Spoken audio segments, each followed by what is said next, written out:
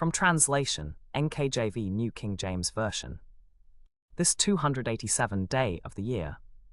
Today we are reading passages Matthew 27 to 28. Matthew chapter 27, verses 1 to 66. Now when morning came, all the chief priests and elders of the people plotted against Jesus to put him to death. And when they had bound him, they led him away and delivered him to Pontius Pilate the governor.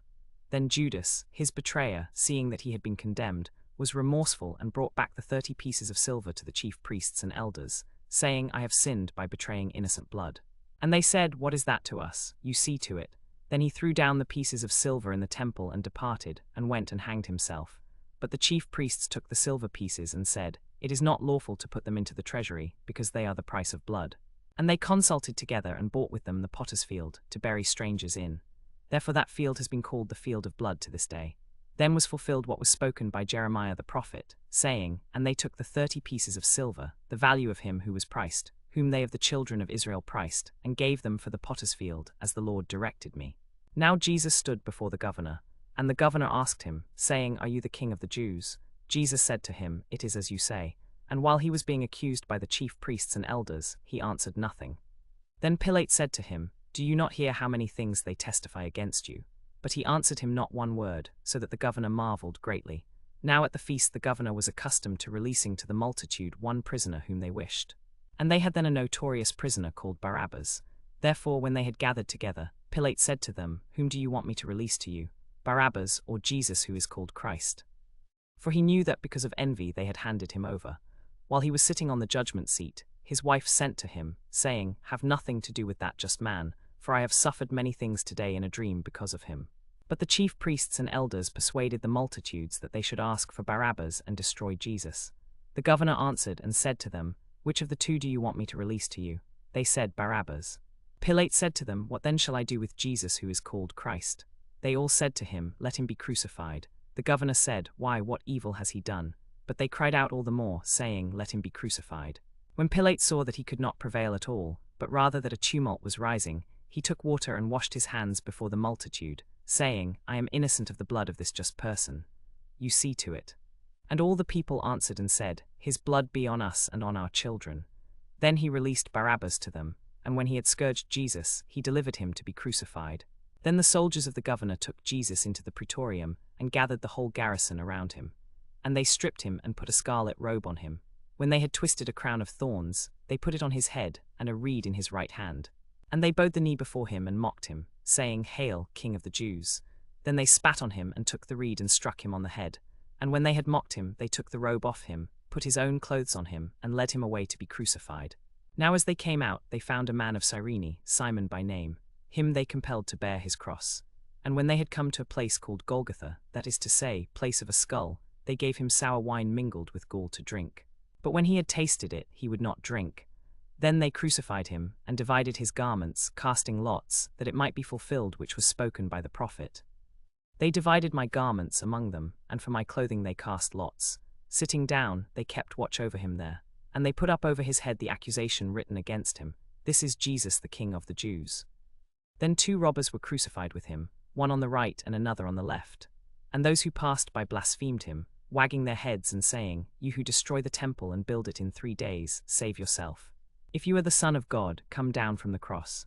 Likewise the chief priests also, mocking with the scribes and elders, said, He saved others, himself he cannot save. If he is the King of Israel, let him now come down from the cross, and we will believe him. He trusted in God, let him deliver him now if he will have him. For he said, I am the Son of God. Even the robbers who were crucified with him revile him in the same way. Now from the 6th hour until the 9th hour there was darkness over all the land. And about the 9th hour Jesus cried out with a loud voice, saying, Eli, Eli, lama sabachthani. That is, my God, why have you forsaken me?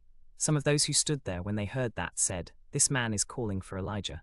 Immediately one of them ran and took a sponge, filled it with sour wine and put it on a reed, and offered it to him to drink. The rest said, Let him be, let us see if Elijah will come to save him. Jesus cried out again with a loud voice and yielded up his spirit. Then behold, the veil of the temple was torn in 2 from top to bottom. And the earth quaked, and the rocks were split, and the grave were opened, and many bodies of the saints who had fallen asleep were raised. And coming out of the grave after his resurrection, they went into the holy city and appeared to many. So when the centurion and those with him who were guarding Jesus saw the earthquake and the things that had happened, they feared greatly, saying, "Truly this was the Son of God." And many women who followed Jesus from Galilee, ministering to him, were there looking on from afar, among whom were Mary Magdalene, Mary the mother of James and Hoseas, and the mother of Zebedee's children. Now when evening had come, there came a rich man from Arimathea, named Joseph, who himself had also become a disciple of Jesus. This man went to Pilate and asked for the body of Jesus. Then Pilate commanded the body to be given to him. When Joseph had taken the body, he wrapped it in a clean linen cloth and laid it in his new tomb which he had hewn out of the rock. And he rolled a large stone against the door of the tomb and departed. And Mary Magdalene was there, and the other Mary, sitting opposite the tomb.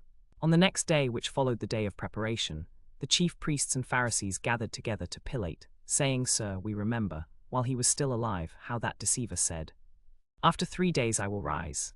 Therefore command that the tomb be made secure until the 3rd day, lest his disciples come by night and steal him away, and say to the people, 'He has risen from the dead,' so the last deception will be worse than the first." Pilate said to them, "You have a guard, go your way, make it as secure as you know how." So they went and made the tomb secure, sealing the stone and setting the guard. Matthew chapter 28, verses 1 to 17. Now after the Sabbath, as the first day of the week began to dawn, Mary Magdalene and the other Mary came to see the tomb. And behold, there was a great earthquake, for an angel of the Lord descended from heaven, and came and rolled back the stone from the door, and sat on it. His countenance was like lightning, and his clothing as white as snow. And the guards shook for fear of him, and became like dead men. But the angel answered and said to the women, "Do not be afraid, for I know that you seek Jesus who was crucified. He is not here, for he is risen, as he said. Come, see the place where the Lord lay." So they went out quickly from the tomb with fear and great joy, and ran to bring his disciples word. And as they went to tell his disciples, behold, Jesus met them, saying, "Rejoice." So they came and held him by the feet and worshipped him. Then Jesus said to them, "Do not be afraid. Go and tell my brethren to go to Galilee, and there they will see me." Now while they were going, behold, some of the guard came into the city and reported to the chief priests all the things that had happened. When they had assembled with the elders and consulted together, they gave a large sum of money to the soldiers, saying, "Tell them, his disciples came at night and stole him away while we slept.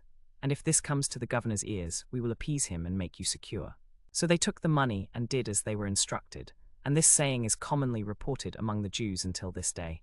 Then the 11 disciples went away into Galilee, to the mountain which Jesus had appointed for them. When they saw him, they worshipped him, but some doubted.